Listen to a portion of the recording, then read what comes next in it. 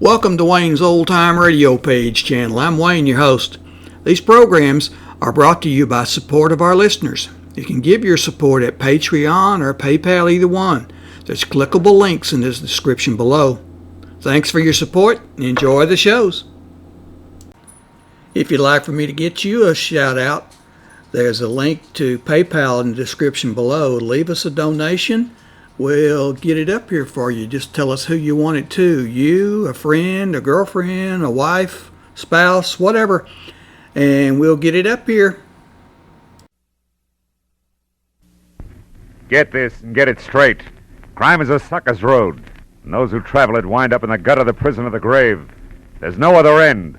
But they never learn. From the pen of Raymond Chandler, outstanding author of crime fiction, comes his most famous character in The Adventures of Philip Marlowe.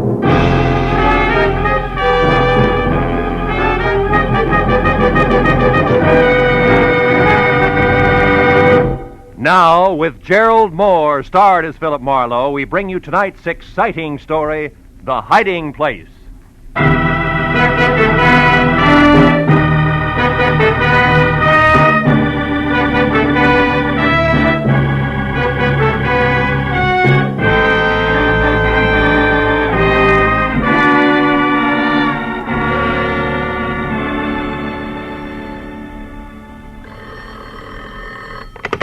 Mrs. Brown's gift shop. Oh, yes, Mr. Waltman. The bookends? Well, let me see now. That was the little Dutch figurines, wasn't it? The boy and the girl? All right, fine. Well, I'll have to... Oh, hold the line a minute, Mr. Waltman. Mr. Marlowe, you're back. Yes, Mrs. Bryant. Did you find him, Mr. Marlowe? Did you find Chipper? Chipper is dead, Mrs. Bryant. Oh, Take it easy, Mrs. Bryant. Maybe you better sit down here. No, I'm all right. There's a customer waiting on the phone. I'll finish that. Then I want you to tell me everything you found out about my son. Sure. I'll only be a moment. As Martha Bryant went to the telephone, I braced myself for the story I had to tell her. I tried to figure some last-minute way of making hard facts a little softer for a sweet, brave, gray-haired lady who deserved a better break. The first thought about what had happened brought the whole ugly business rushing back at me again. Turned my mind back like a clock to where it had all begun yesterday morning in my office. And that same Martha Bryant, full of hope and quiet courage, had walked up to my desk, handed me a letter, and asked me to find her son. His name is Chipper, Mr. Marlowe. Or rather, Chip, now that he's a grown man. He's 22. He left suddenly without a word 6 months ago. Oh? I've heard nothing until this morning when that letter they addressed to Chip came in the mail. Postmark St. Louis Obispo. Oh, sit down, won't you, Mrs. Bryant? Thank you. Maybe I shouldn't have opened it, but...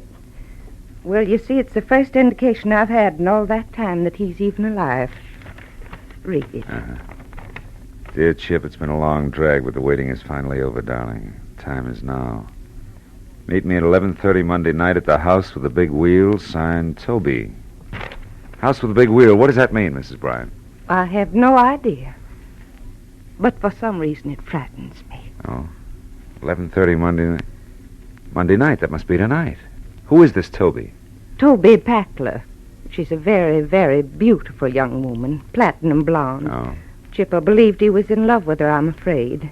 Oh, please don't misunderstand me, Mr. Marlowe. I'm not a possessive mother. I knew I'd give Chipper up someday, only I hoped it would be to a nice, sincere girl. Toby Packler isn't? Well, she's much too fast.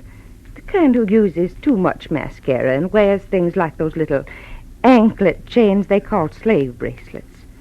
I tried to find her after Chip left, but she was gone, too. Oh. Tell me, did you and your son argue about Toby, Mrs. Bryant? No. I only saw her once. He knew I didn't think much of her, but that didn't drive him away, Mr. Marlowe. What did? Well, I've never been able to understand. After his father died, Chip became irresponsible and a little wild, perhaps, especially since I had to spend all my time running our gift shop on Ivar, but he was a good boy, really. I've tried to convince myself that he left just to prove his independence, to test his wings, you know. But now... Now what, Mrs. Bryan? Now I'm worried. That letter, it puzzles me. I don't like it. Well, it may mean nothing more than you're getting a daughter-in-law who uses too much mascara. I hope you're right. I want Chip to be happy, to settle down. I want to turn my business over to him, and... Will you try to locate him for me? Here, I have his picture here in my wallet. See? Say, Chip looks a lot like his mother, doesn't he? Yes. Please find out if my son is all right. Sure. I'll do my best. From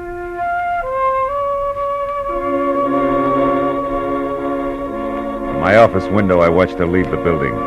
Saw her stop politely and answer a question for an oily sidewalk passerby in a black pinstripe suit.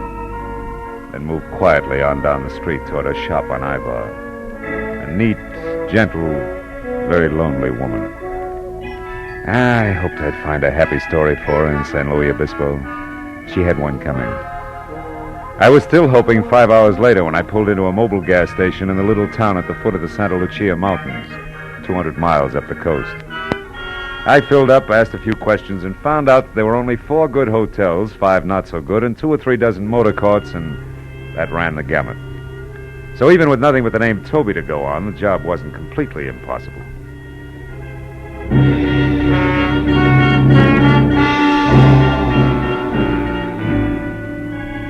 By the time I'd worked my way down into the motor courts, the sun was sneaking off between the rocky hills toward the ocean, and I was still collecting negative answers until I tried a mirrored neon combination bar, restaurant, and motel called Pinky's on the north edge of town. Sorry, mister. No Toby Packler registered here. Now, wait a minute. Are you sure? She's a lovely platinum blonde about... About what? Huh? Oh, never mind. Skip it, Pinky. Maybe this is better. When I glanced across the lobby at the bar, I'd caught a man watching me. He was the same oily character in a black pinstripe suit that I'd seen stop Mrs. Bryan on the street outside my office back in L.A. He ducked away, and I beat it into a bar, just in time to see him slip out a side door, so I followed him. Outside, a gravel path wormed through a grove of dejected pepper trees, wound up in a lonely walled patio, and when I got there, Oily was out of sight. The reason was simple. The nose of his gun in my back said he was behind me. Don't move, Marlowe. Well, name and all. Yeah, sure. I've been tailing you every inch of the way since old Lady Bryant went to see you this morning. What's the connection, Oily? Exactly 6 long months of watching and waiting. For what? For a move you 2 skunks would have to make some time. And from the way you've been working, you don't know enough to do yourself any good or me any harm. So take some advice. Go back to L.A. Leave it alone. Leave what alone? That's none of your business, people. I'll take over from here. But just in case you run into Chip Bryant or Toby on your way out of town, tell them from me they're not cutting Lou Race out of his share of $110,000. I'm going to get it, one way or another. And so's you won't forget, use this. Oh! For a reminder.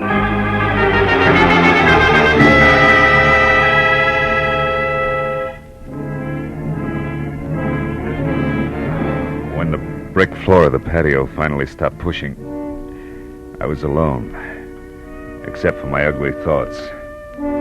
I knew I was on the right track, but from the sound of things, Chip O'Brien was much less a mama's boy than his mama believed. I made sure Lou Race was nowhere around the motel. Then I went into the bar again to see what a double scotch would do for my headache. The bartender obviously was the type who got around, so I took a chance and asked him about Toby Packler. It was no good. But when I described Toby as a beautiful platinum blonde, a girl sitting alone 2 stools down, a girl with a short, ragged, mouse-brown hair and extremely flat, misformed face, dropped her eyes and looked away. I suddenly felt very cheap. I flipped a silver buck on the bar and got up. You know, it was the kind of dumb stunt you can't apologize for. You just leave. I was halfway to my car before I realized that the girl had followed me out. Hey, mister. Yeah, you.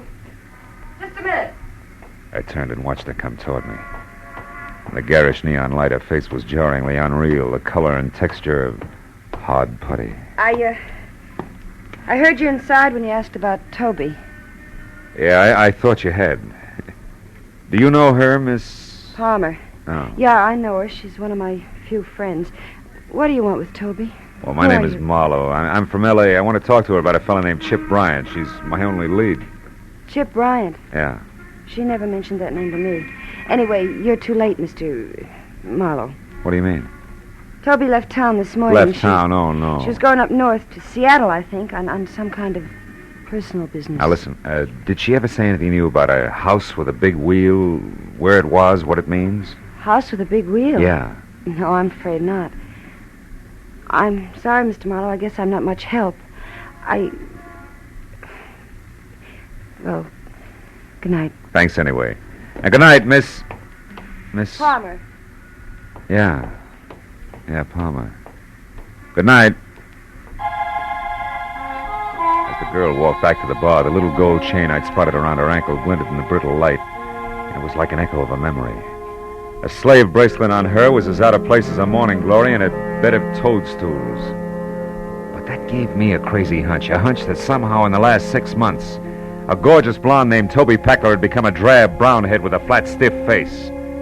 So I didn't chase wild geese to Seattle. Instead, I got in my car and I waited. An hour went by and it was almost dark before she finally came out again, stepped down into a sleek new convertible and drove north out of town. I followed as she turned off a neglected side road, and for 8 miles twisted through jagged rocky hills toward the mountains. Then suddenly, from the crest of a small rise, I saw what she'd been heading for. An old stone house squatting in a grove of eucalyptus trees. The girl I figured to be Toby Packler had slowed almost to a stop. I watched her creep along until she was out of sight. Then I got out of my car and I went down for a closer look. Round, brown shingled cupolas reared proudly out of choking overgrowth, and on a huge rusty iron gate in front was the name Escobar. But in the trees behind the house I saw more. Turning slowly in the stream, there was a giant water wheel. A big wheel.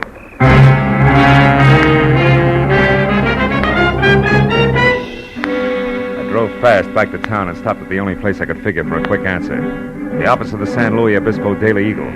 The night editor was strictly old school, from green eye shade to sleeve garters, but still very much on the ball. So, you want to see the issues of exactly 6 months ago, you say? Yeah. That'd be November. About the 8th, 9th, and 10th. Here you are, son. Help yourself. Thanks a lot. If I'm right, this ought to cinch it. Careful there. Don't rip those copies. Say, by the way, what story are you looking for? Oh, small something on a party named Toby Packler. It's not here. Wait a minute, maybe it'll be in... Yeah, sure, this is it on page 3. A woman identified as Toby Packler of Los Angeles suffered severe injuries to head and face today when the car she was driving skidded into a bridge abutment 2 miles north of here. So that's how come the face. Miss Packler's condition was announced as critical by Clark Emergency Hospital attendant. Huh? Is that all you wanted? That's enough. If that answers your question, young man, I'll put these copies away. Gotta be careful with Wait a minute, that headline. Huh? What was that? Let's see that. Santa Barbara jewelry store robbed. Daring thieves escaped with gems valued at $110,000. $110 grand. Yeah, I remember that. 2 men and a woman. Got away clean, too. Never caught a one of them. Hey, you don't mean there's a connection between these stories, do you? I don't know. Ask me again after I've checked in at the old Escobar place. Adam Escobar's place? Out in the hills? Oh, you're joking, son. What in the world could that crackpot possibly have to do with a jewel robbery and a car wreck 6 months ago? It beats me, but there's some tie, and you can count on it. I think you're crazy. But if you're going out there, maybe you should be. Now, what's that supposed to mean? You'll have something in common with Adam. He's lived in his own private dream world for so long, he's forgotten what the real world's all about. Goodbye, son. I'll see you later. I hope.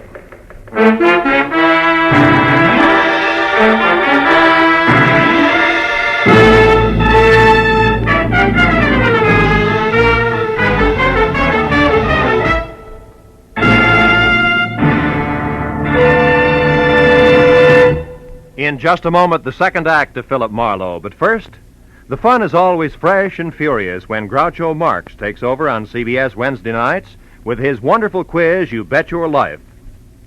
Groucho, the master of ad-lib, teams up pairs of opposites and then goes to work with his quips and questions. Very, very solid with laughter, this Groucho Marx show. Hear it this Wednesday and every Wednesday on most of these same CBS stations. Now with our star, Gerald Mohr, the second act of Philip Marlowe, and tonight's story, The Hiding Place.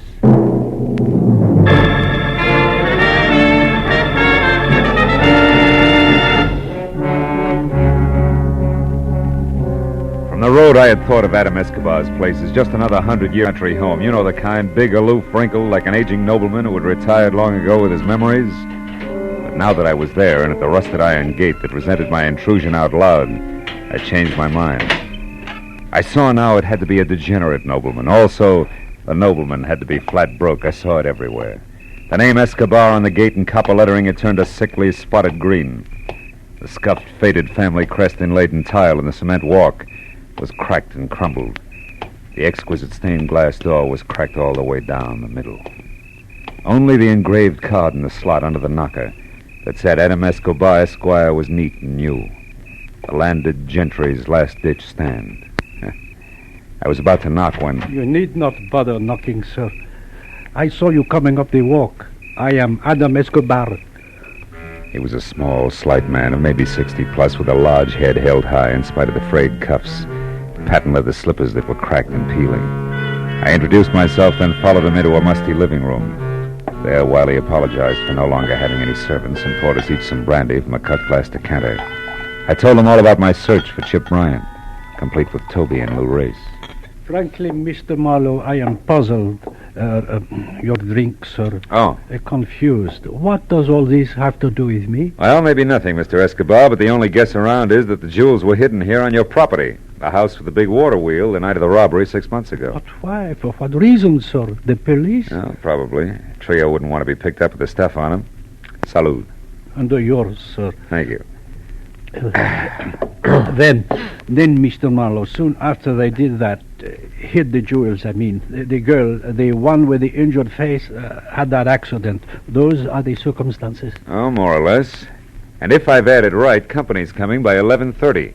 It's 10:30 now. It might be a good idea if you left the home grounds for a while. Me? Leave my own home because of some thieves, because of three common Mr. Escobar, it's that or the police, and I'd rather not have them in it for a while. I still owe my client the slight benefit of the doubt that's left. You think I am afraid? Is that what you are trying to say? No, of course not. But I don't see why you should stick your neck out. These people have nothing to do with you. You are wrong, sir.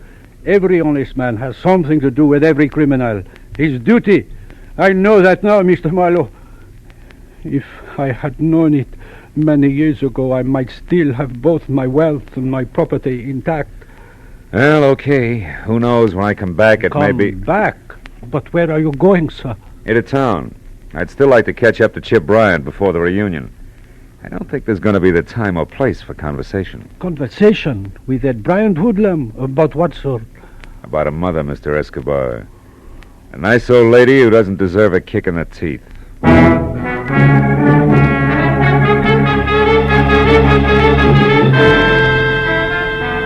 Back in San Luis Obispo, I returned to the missing person door-to-door canvass for the third time that night. Only now I confined myself to the wrong side of the tracks exclusively, and the deeper the dive, the better.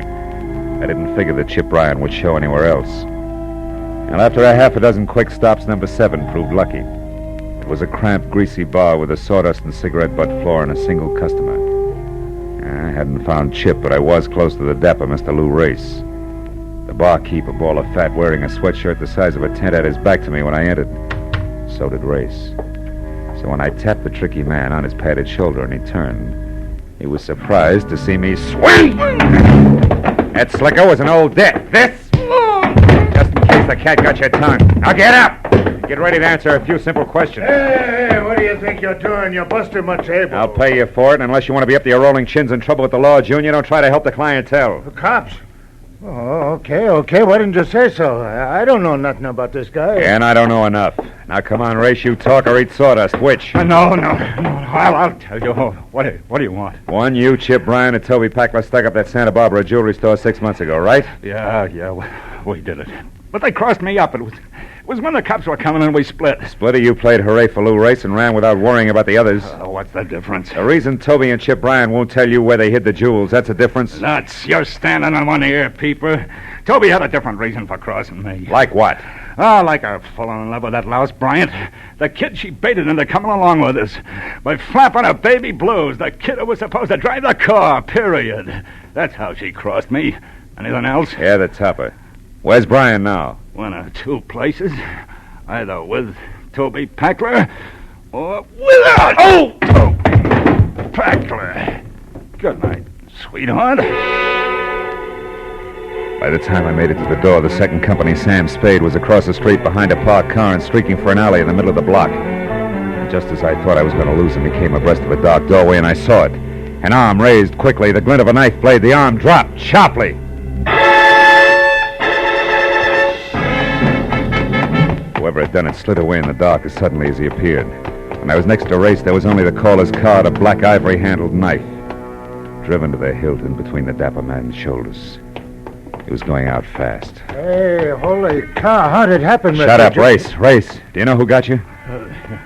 The knife. Yeah? Has it got a dark black eye? Black ivory handle, yeah. Why? What does it mean? Who's it belong to, Race? It's the kid. What kid? That little lousy Chip Bryant. Oh. He's dead, huh?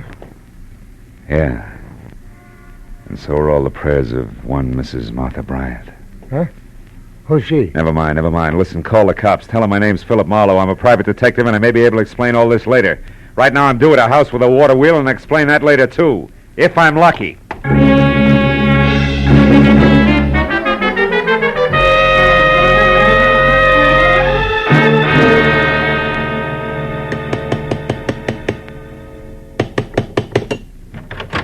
Oh, Mr. Marlowe, I'm glad you're here, sir.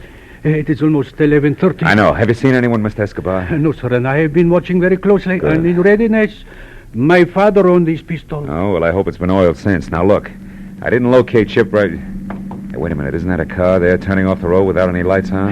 Yes, and going along the side of my property line, back to the water wheel. It is a woman, Mr. Marlowe. Yeah, no doubt, named Tony Packler. Now, look, you stay here, Mr. Escobar, and keep that blunderbuss ready. Don't forget Chip Bryant's due out here, too, and he's a killer. Keep your eyes open. We'll stand a better chance meeting him one at a time. I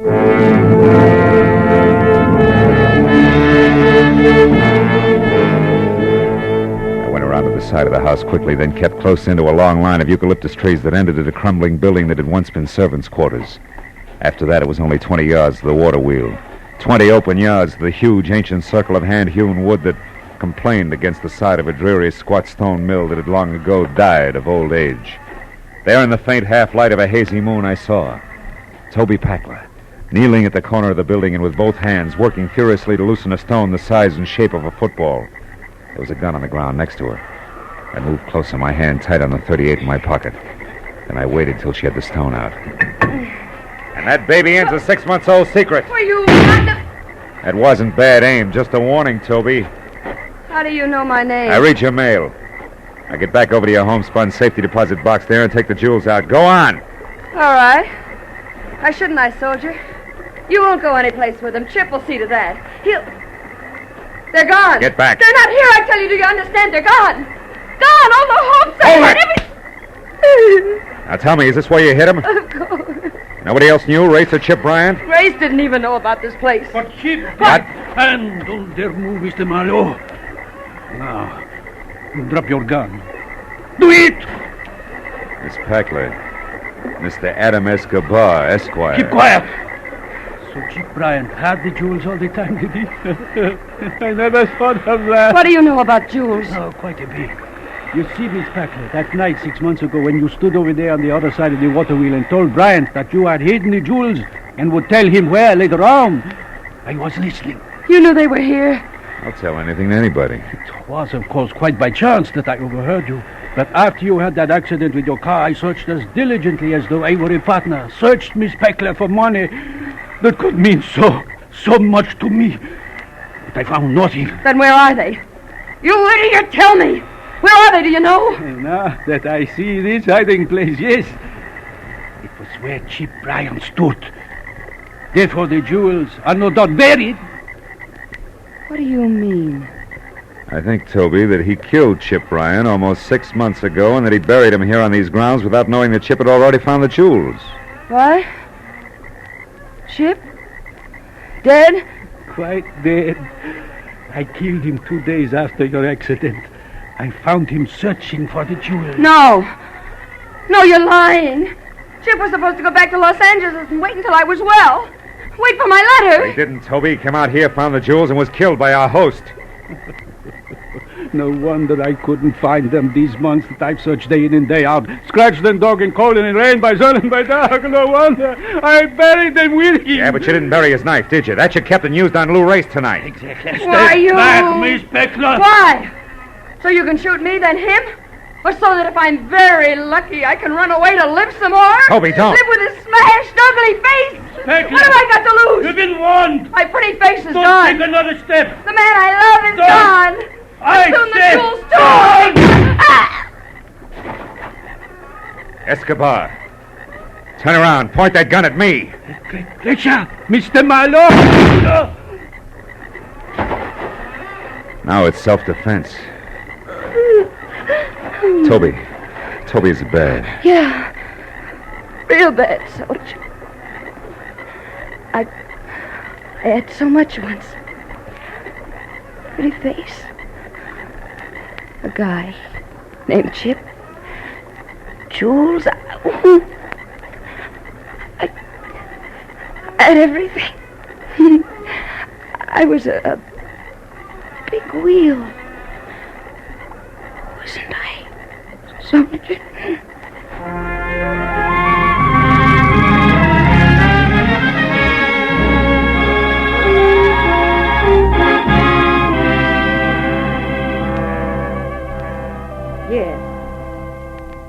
Yes, Mr. Altman, the bookends will be sent out to you this afternoon at the latest.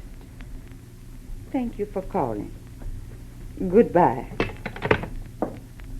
I'm sorry to have kept you, Mr. Marlowe. Well, it may be hard for you to believe, but in the minute I was on the phone, and even while I talked, I think I saw Chipper's whole life before me. I know what you mean. Well, Mrs. Bryant, I found out that your son, Chip... Yes. You found out what? Mr. Marlowe, what are you staring at? Oh, that showcase there. Oh. Our Mother's Day display. It's attractive, isn't it? Yeah. Yeah, very. Mrs. Bryant, Chip was killed in a storm at sea a week after you saw him. It was off San Francisco. His body was never recovered. I was told that he was on his way to a new job in Canada at the time. And incidentally, that letter from San Luis Obispo, that was all a mistake. That girl never saw Chip again.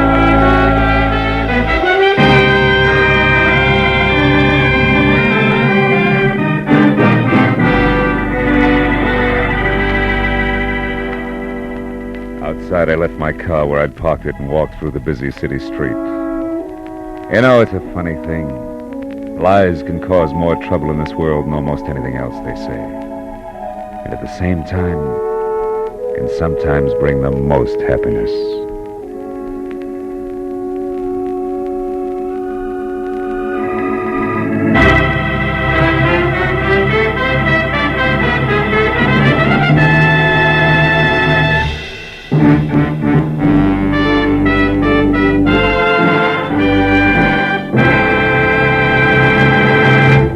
The Adventures of Philip Marlowe, bringing you Raymond Chandler's most famous character, star Gerald Mohr, are produced and written by Norman MacDonald and written for radio by Robert Mitchell and Gene Levitt. Featured in the cast were Virginia Gregg, Joan Banks, Herb Butterfield, Louis Jean Height, Bob Griffin, Howard McNear, and Lee Millar. The special music is composed and conducted by Richard Arant. Be sure and be with us again next week when Philip Marlowe says...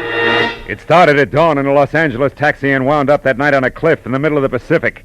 All because of a Dutchman with $50,000, a corpse in a lily pond, and an Oriental with a chauffeur who wanted a cloak made of nothing but feathers.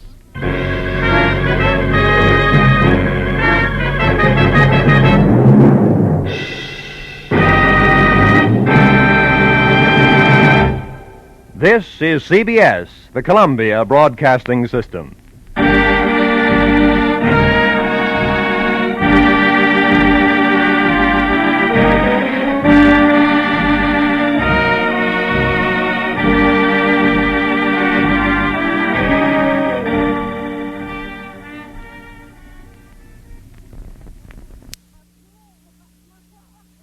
These programs are brought to you by support of our listeners. You can give your support at Patreon or PayPal, either one. There's clickable links in the description below. Thanks for your support and enjoy the shows.